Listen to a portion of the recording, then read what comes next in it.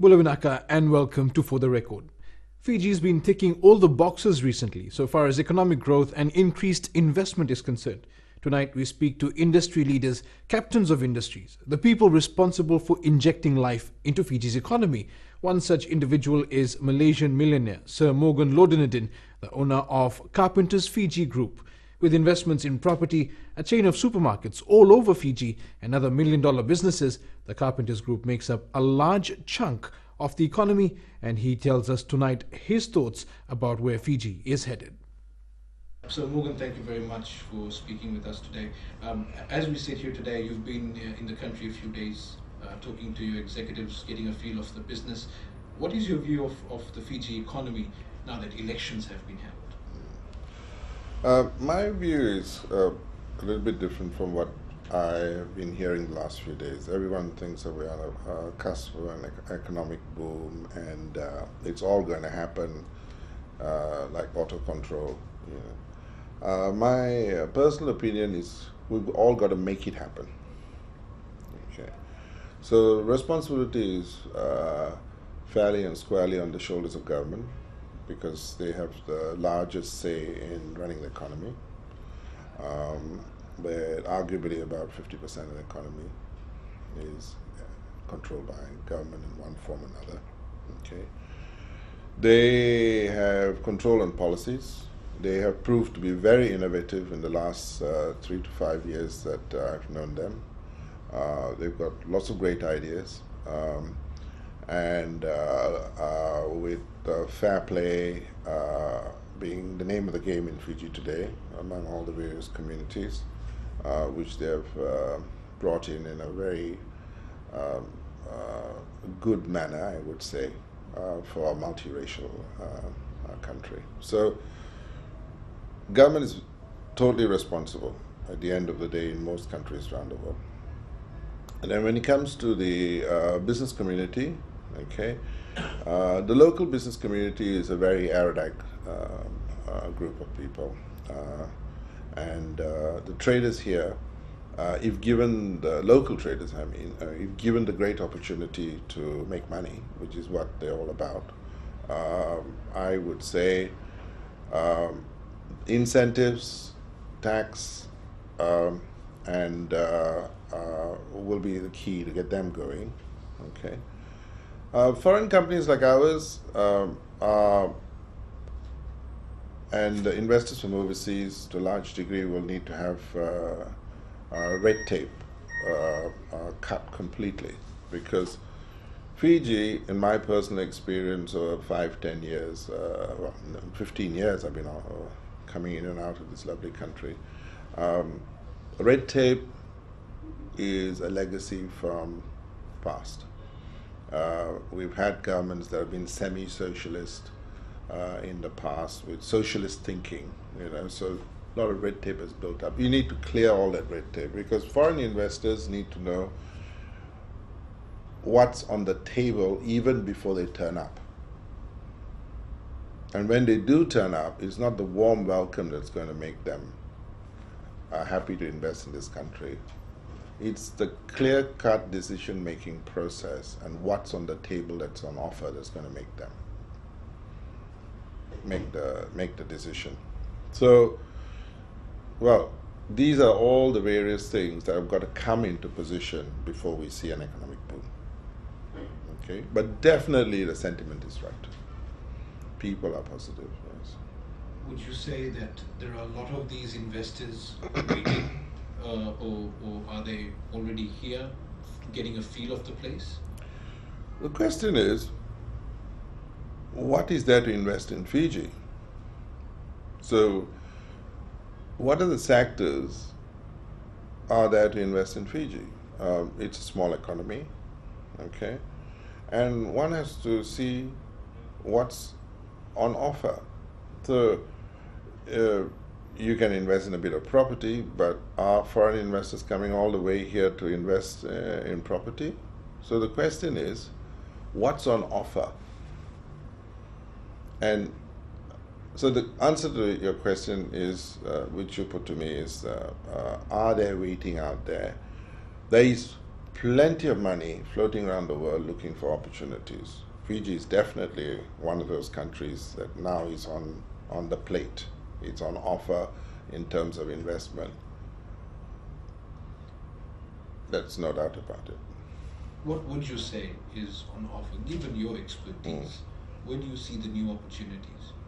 Well, I think you have to have big driver. The new opportunities for the foreign investor is, I mean, the big driver projects here has got to be mining. Okay, you need projects of that sort of scale and size to get this country going. Okay. So there are a lot of mining companies around the world. Okay, the whole of the Pacific is principally a mining economy, whether it's New Caledonia or Papua New Guinea or all the Pacific countries. Even Solomon's has got lots of good gold mines and so on there. So there are a few big projects here like Newcrest, and has got the Namosi project, and you've got a few gold ventures out here and so on. But we just got to get them through. That's it. You know. The red tape that you mentioned, as you said, it's a legacy of the past. Do you feel that there is work in that area to make Fiji more investor friendly, or is it something that that hasn't been touched over the years? The government recognizes it. I'm sure they are making the required or taking the required steps to cut it down. Yeah.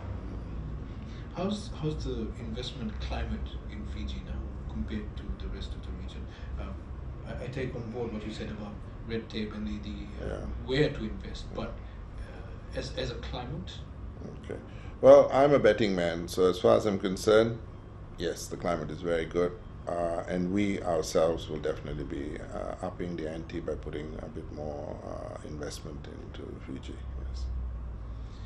How much of this responsibility to invest or to become a go-getter, how much of it is with local investors, and how much do you think would be taken up by foreign companies?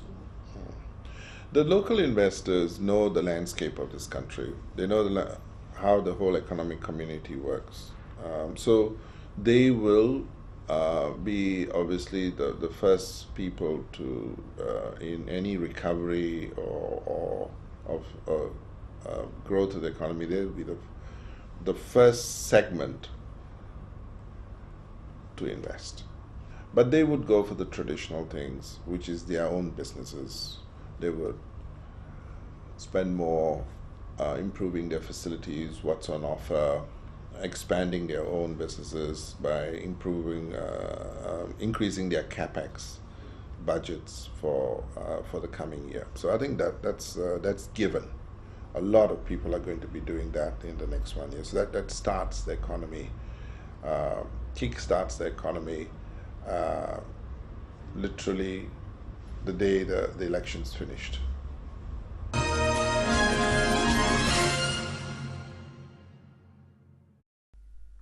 Welcome back to For the Record. Sir Morgan, the owner and chief executive of Carpenters Group in Fiji, was around a few days ago looking over his business. With plans to grow the business even further, he says there's more reform needed in Fiji in order to remove bureaucracy, which deters foreign and local investors.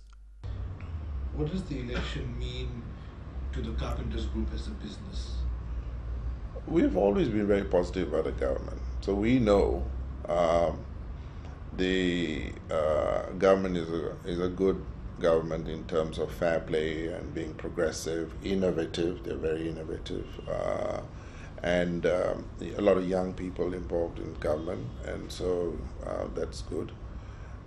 But from our point of view, government's always been very good. Now they obviously have the international legitimacy, okay, which the byword in today's world is democracy. So fine, we've got that's now given.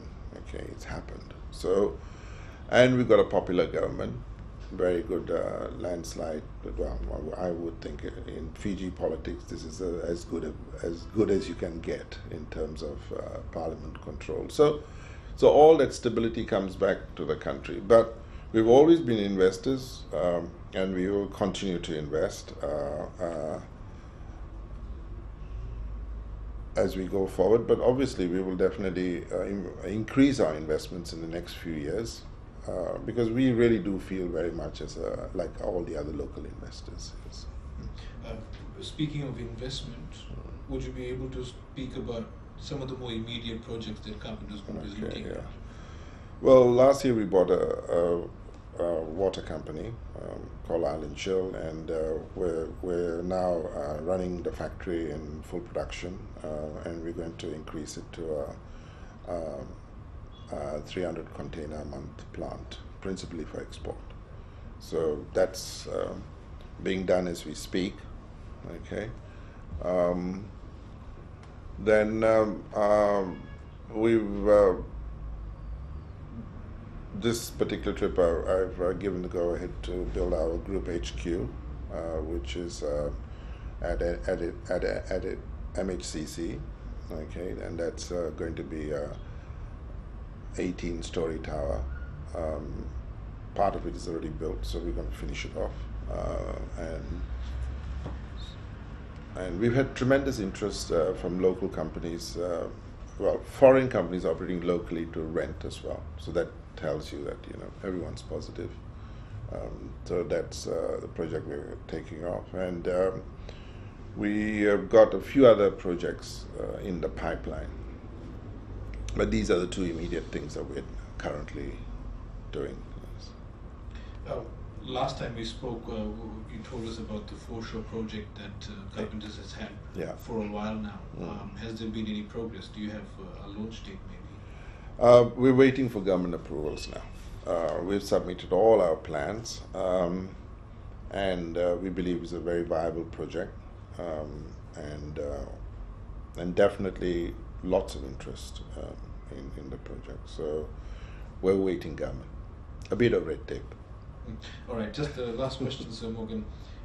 Where would you put Carpenters Fiji value at the moment? The value of Carpenters Fiji in the economy?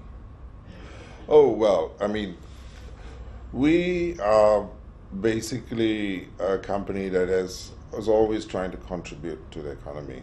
Okay, so through our supermarkets, we maintain a very competitive pricing structure for food, and a nationwide coverage, which the other competitors don't, because it's not profitable to maintain a lot of our branches in the smaller islands. So we're the only retailer that maintains a true nationwide coverage, and it costs us money because some of these branches are not profitable. So that's one major contribution we do. Two, we're a company that has for generations, well before my time, employed people, trained them in blue-collar jobs in our various departments, which is motor and in the shipping industry, through IMEL, and also in the supermarkets.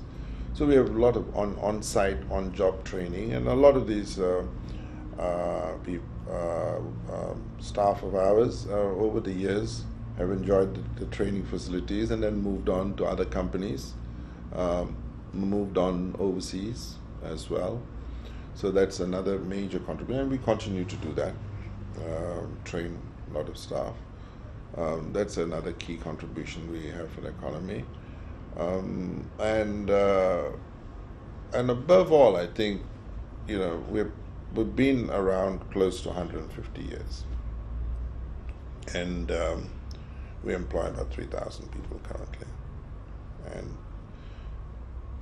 and that's not going to change. So we're just a fixture in this economy, really.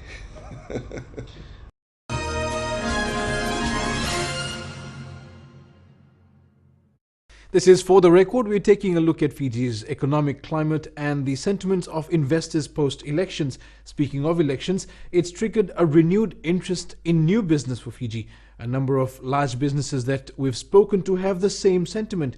There are good times ahead. We just have to be ready for it. In this segment, we speak with the Executive Chairman of Tapu's Group, Kanti Tapu, and the Chief Executive of the South Pacific Stock Exchange, Chinita Prasad. Mr. Tapu, thank you very much for making time.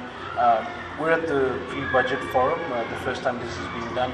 But looking at the economy on a larger scale, now that the elections have happened, what are the sentiments of investors and the large businesses around Fiji? Thanks very much. Look, we are a local investor. We have been investing in this country for so many years now, and in our particularly last few years, we've been in a massive expansion path, and of course that is going to continue.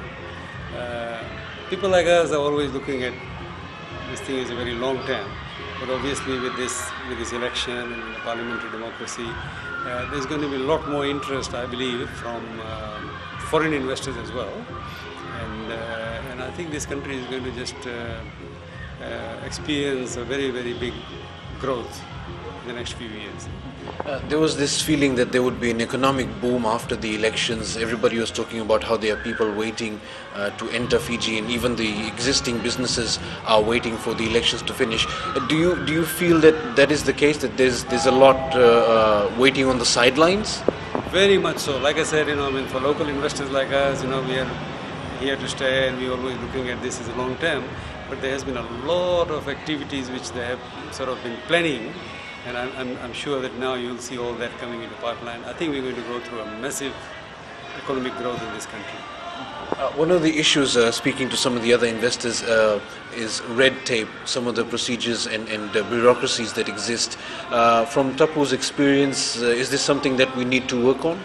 Very much so. I think the problem has been that there is a vision on the top, but unfortunately it is not filtering down to the lower level. So, and I think for most of the business people here, look, we don't need any favors or anything like that. All we need is, efficiency, so that we can move on and carry on with our projects. And most of the time it is just this clearances and removing the bottleneck, and that's what the business people want. And unfortunately, and I'm sure that that the government is going to work on this, but there is definitely a need for improving that area. Just lastly, Mr. Tapu, could you specifically mention some of the expansions that Tapu is looking at in the near future?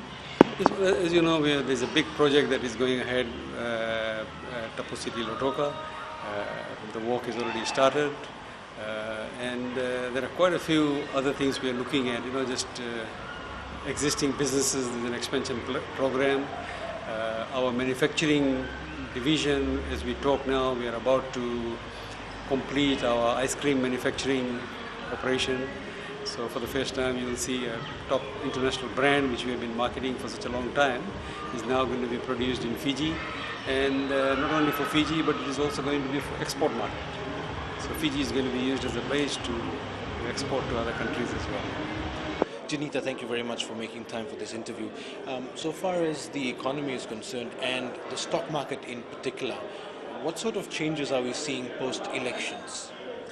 From the stock exchanges perspective, I think over the last couple of years the government has given us a number of incentives, tax exemptions, grant, and so forth. So in our expectations from the budget, I don't think we can really ask for more. What was lacking in the whole framework was confidence levels, and this was actually indicated through the meetings that the stock exchange had earlier in the year, where a number of companies showed interest in listing post-elections, because then things will be more stable in terms of continuity, and also in terms of the incentives that are in place, whether they will remain. For example, we've got 10% corporate tax rate for companies that list on the stock exchange. Now we know that consistency will remain, so it wouldn't jump back up to another level, and other incentives as well, like capital gains tax exemption on trading. So I think for us, what was lacking was the confidence level, the certainty, which is present now, and a number of businesses will seriously consider listing. So we're actually quite positive with the comments that we've been getting through our meetings with private companies as well on going public in the next couple of years. How buoyant is the stock market right now, and how does this reflect on the economy as a whole? I think ideally, Edwin, what we want the stock market to be is a barometer for the economy. So basically indicate the direction in which the entire economy is going.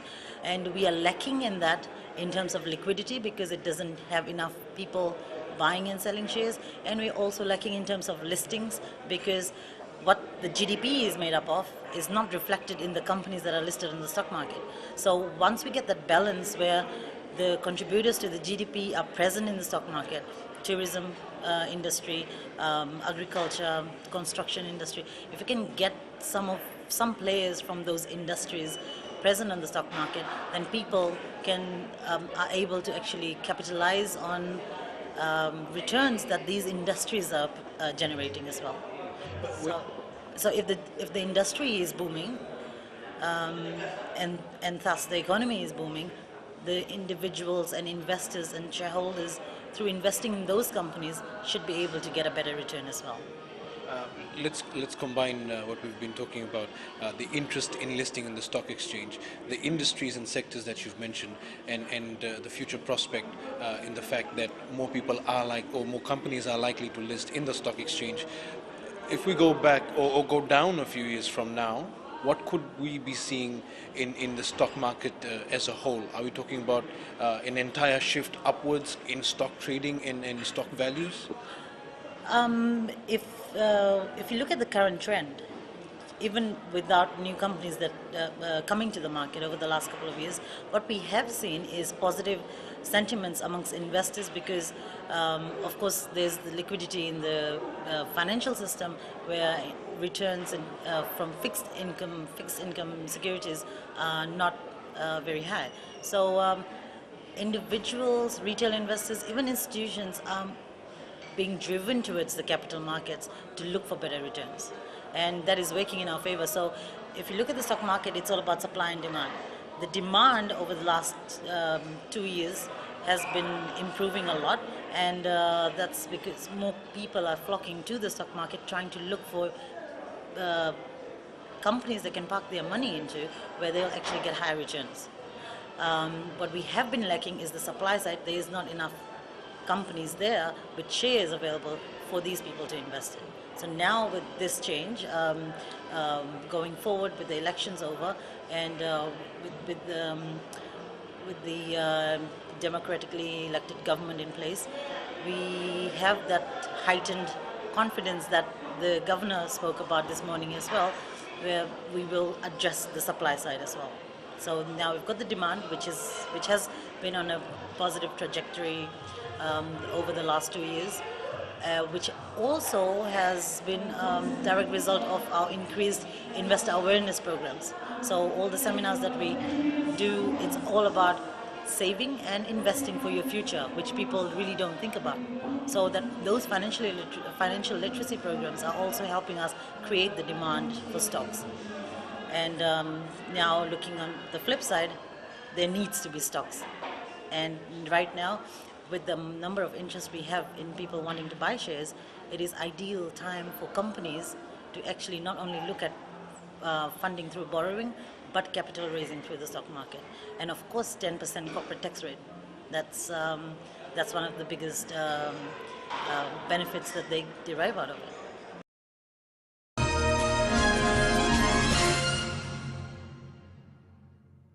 Welcome back to For the Record. This segment, we get a feel of what the investment climate in Fiji is following the elections. We've spoken to industry experts, business tycoons, and the like. Next, we speak with the Permanent Secretary for Trade, Shaheen Ali, about what's waiting around the corner. Mr. Ali, thank you very much for making time for this interview. Speaking on For the Record, what can the ministry say about how international trade is going to shape up now that we've had elections? And tell us about some of the work that your ministry is now doing. I think there's great potential in international trade, especially accessing markets for our Fijian-made goods and services. We have the region, of course. Region is our main market, and we have the MSG trade agreement working really well. It's undergoing revision to include broader things like services and investment. But MSG is our key trade agreement, and PNG, Solomons, Vanuatu are our key markets. We have a roadshow that is coming up, will be led by the Minister or the Prime Minister, So there's great potential in the region. We're also looking into access into Australia and New Zealand. As you know, we have duty-free access under Spartica TCF, but we're looking at broader access, such as better rules of origin, better quarantine requirements, better facilities and facilitation at the border. So our entry into PESA Plus will provide that. With regards to other markets, we have a look north policy as far as our international relations is concerned, but we're looking into the Chinese market and other Southeast Asian markets where we can have better market access for our agri-producers, for our manufacturers, and goods and services producers in general. We are also looking at the US and European Union in terms of the economic partnership agreement. The government has provisionally applied the economic partnership agreement. That means that our duty-free access for products like sugar, fish continues, and other products. So there's all these markets that we are keeping an eye on, and as far as the ministry is concerned, and ensuring through negotiations and through putting forward Fiji's trading interest that our producers have an advantage in entering these markets. What do the businesses need to do, our exporters, to prepare for all of this trade that's coming our way? I think there's a need for some focus on small micro enterprises, and that has been very much the focus of ministry, to ensure that the growth is inclusive growth. So the micro enterprises needs assistance in terms of standards, HACCP requirements, quarantine requirements, cold storage, so forth. So these are very nitty-gritty type of assistance that the government is looking at in order for them to graduate. There's also a branding that needs to be done, and we have a national brand by Fijian made, which goes down to grassroots level also through the Fijian crafted brand for our handicrafts. So I would think that to prepare for these new opportunities, standards needs to be maintained. You need to ensure that there's professionality and there's also consistency of supply, so that the Fiji's image as a supplier, as an exporter, is not tarnished. Lastly, Mr. Ali, what do the elections mean for trade for Fiji? I would think this the government has already created a momentum of confidence in both consumers and investors, and I would think trade, including our balance of payments, is poised very well to grow and continue to grow. And I suppose the biggest advantage post-elections would be that our international partners have now really sort of seen that there is confidence and are ready to engage with us fully. But in terms of business, economy, and growth, that is already taking off because of the strong foundations already created, and we are hopefully, we've had a presentation by the governor, but I think that we are very much poised to have like close to 5% growth in the near future. And with that, we see that some of the new industries would also come up. We've traditionally fish, sugar, manufactured goods, but we feel that some of the diversified industries would also have opportunities, particularly in our region and the MSG countries. Mr. Ali, thank you very much. Just while I have you here, with regards to the EPA, I understand there have been developments. Fiji's made some important decisions. Where do things stand at the moment? Because a few months ago, things were seeming very distant, and the sentiment coming out of the EU seemed what's the word I'm looking for? Non-engaging. Where do things stand now? At the moment, we have committed to the interim partnership agreement, but as the minister, our trade minister has said, that is not the objective. The long-term aim is to have a comprehensive agreement. So we have committed to an interim partnership agreement to ensure that trade is not disrupted. But there needs to be more commitment from the EU side to engage with not just Fiji but the whole Pacific ACP region in order to have that momentum and that will to come to the table and talk about concluding a comprehensive partnership agreement. There are some issues with it. I think both sides need to engage and commit in terms of negotiating resources to ensure that what was envisaged in the very beginning when the Cotonou preferences expired, that we have a comprehensive deal that is a development-friendly agreement, takes account of the uniqueness and the challenges that the island countries feel, and at the same time secures a long-term partnership between the Pacific and the EU. I know the recent media reports has said that the EU will continue to support our sugar industry, which is very good. I think we've shown our support also by provisionally applying the Interim Economic Partnership Agreement, but now we need to take it one step further, not just stop at the interim agreement, but take it all the way up to the comprehensive partnership agreement which we are looking for. So I think that's the future and the way forward for both EU and the Pacific. Are we still in negotiations? Because it seemed as if things had broken down. Momentum from the negotiations has been taken out with Fiji and PNG now being parties to the Interim Economic Partnership Agreement. But what Fiji and our trade minister in particular is saying that any deal should be with the region, because no matter how strong Fiji's economy becomes, no matter how strong PNG's economy becomes, they're never as strong as the whole region combined. So we need that regional solidarity and a regional-based agreement to ensure that the final product is very favorable to the island countries. So yes, there is a little bit of shift in momentum, but we urge the EU to continue their focus on the comprehensive economic partnership agreement and very quickly reach a deal that is unique to us, rather than trying to standardize a package which is similar to other Caribbean or Pacific, or African countries, who are far more sort of very different. As you know, Pacific is very unique. So we would urge that to the Europeans. Yeah.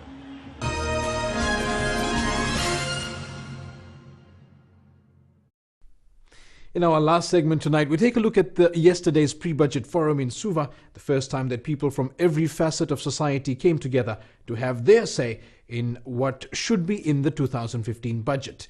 The president of the Suva Chamber of Commerce, Dr. Nur Banu Ali, was among the movers and shakers who were part of discussions, and she spoke to For the Record. The Chamber of Commerce has its interests basically everywhere in Fiji. Post-elections, what sort of reflections are you seeing from existing businesses and potential investors? See, firstly, our members, who are members of the business community, as you know, they're very, the positivity has heightened, and they're very happy that we now have a democratically elected government, and the things will move now with the economy, and they can freely invest again. And they feel very confident about the way the country is going at the moment, and so it's only going to turn into more positives, more investment. That's the existing. And then there's potential, there's a lot of inquiries that we're sitting in the pipeline waiting to do, investment in the country. Now they want to, again, because of the elections, they're going to move very, very quickly. So Fiji is going to see some good times in terms of investment, When we talk about more investments or an investment boom, it's one thing to talk about it, but what do entities actually need to do to get the ball rolling? Right. As for the entities, insofar as, suppose for an investor is concerned, they come and register with Investment Fiji and all that. What they need badly, and most importantly, is the approvals from the different regulatory agencies. And this is where we will be looking at government to perform really effectively, because that's been the problem. There's been the problem in terms of slow service sometimes, and the regulatory approval. There's a lot of approvals required, and it can take a lot of time sometimes. and that's one of the items on the agenda for discussion today, which is great. We're really happy to see that because clearly government sees the need to improve there. And that's what we're looking forward to, improvement in the approvals process and faster, just faster delivery of service. What do you see happening in the long term in terms of the end goal for Fiji as a whole? We're talking about not just about the business sector, the people of Fiji, development and service delivery.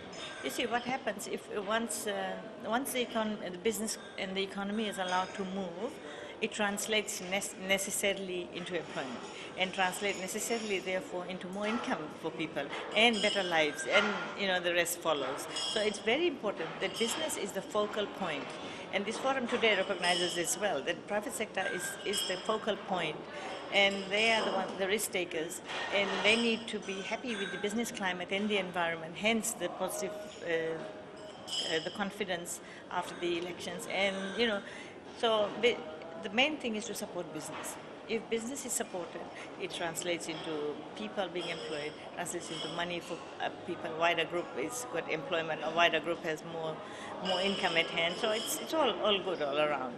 Last question, Doc. When you talk about investment, would the Chamber say that it's the local investors we need to focus on more, or do we need to open up to foreign investors over local investors? You don't have to do one over the other. Local and foreign investment are both very important. In fact, the local has been neglected for a little bit, so people need to look at, the government processes need to look at, and the recognition is to be given for the local reinvestors. The people who've done it hard and stayed and weathered the storms, so to speak, the ups and the downs, the instability, and now, so it's very important that they be acknowledged for their contribution so far and looked at what can be done for them, and then of course the foreign investors, what they need is a fast process, an encouraging process, a welcoming process, so that business can move. We see that we are riding, we are at a time where the economy has been performing at a position of strength. We have high growth, we have high investment, our external sector is strong, meaning that our reserves level is high. We also see that our debt is being managed and our deficit is being managed. So I think never in history where we have seen ourselves at a position of strength as we are now. And that has been on the back of the policies that have been introduced and the reforms in the last 8 years. So now we want to maintain that momentum, and we would like to see other areas which we can fix now to help us move towards a higher level of performance. And we think that in this forum, given the representation from various parties, whether it's NGOs, private sector, public servants, the whole community here, together we can address those issues, because those issues are what we go through, and we are the regulatory authorities are here as well. And together we can, as I said, unleash the potential that Fiji has. Over the last 3 years, I must say, in our discussions with the private sector, with the agencies, we have seen a growing confidence in the economy, and this has started to accelerate even before the elections. And you will see this confidence coming through in a lot of the data that we show today. Prime Minister referred to high investment levels and the like, and record investment levels. You will see that coming through in the data. So we need to keep that confidence going. We need to build on it. And I think we need, as policymakers, we all need to be transparent. We all need to be consistent in our policies. This is what private sector is looking for. The many reforms we have made to transform Fiji into a modern nation state. And on top of all of this, our transition to a genuine democracy, not the pay limitation we had before. All this means that Fiji has never stood taller or had so much potential. I've asked my opponents in the parliament to work constructively with me to capitalize on these positive indicators. Whatever our differences, we must share a common vision of a better Fiji and we owe it to the Fijian people to work as hard as we possibly can in their interests and the interests of our nation. We must also work together to capitalize on the renewed confidence in Fiji that has accompanied both the election and our comprehensive reform program over the past 8 years. Those reforms have improved our standards of governance and made Fiji more competitive, but there is still much to be done. While some may only focus on the 2015 budget, I urge you all, however, to cast your eyes further, to start thinking more about where we need to place ourselves as a nation over the next 4 years and beyond. We need a smarter, more strategic, and more integrated approach from every sector. An example, if, as expected, the surge in our economy produces a construction boom, do we have a workforce with the skills necessary to cater for that boom? Are developers and employers liaising with our universities and technical colleges now to make sure our young people are being trained for those positions down the track? Our new democracy is bound to open up new avenues and opportunities, and we must seize them. So we intend, as a government, to redouble our efforts to streamline our economy, improve its performance, attract new investment, and create the jobs on which the prosperity of many of our people depends. In the coming months, a large part of our focus will be to reform the public sector, which needs to be restructured and modernized. Our civil service needs to keep up with the demands of a modern economy, not be a prisoner of a mindset that says, this is the way it is done, because this is the way it has always been done. We need to put the service back into the civil service. It needs to be more responsive to the public. The process of government needs to be more service-oriented and efficient, whether it is obtaining a fishing license or a duty concession. Working with the civil service and not against it, we intend to promote a culture of excellence at all levels. And we intend to improve civil service pay and conditions so that we can attract the best and brightest people to government service. That's the show for tonight. Remember, you can email us your comments or questions for the record at fbc.com.fj. We'll be back again next Sunday. Until then, good evening.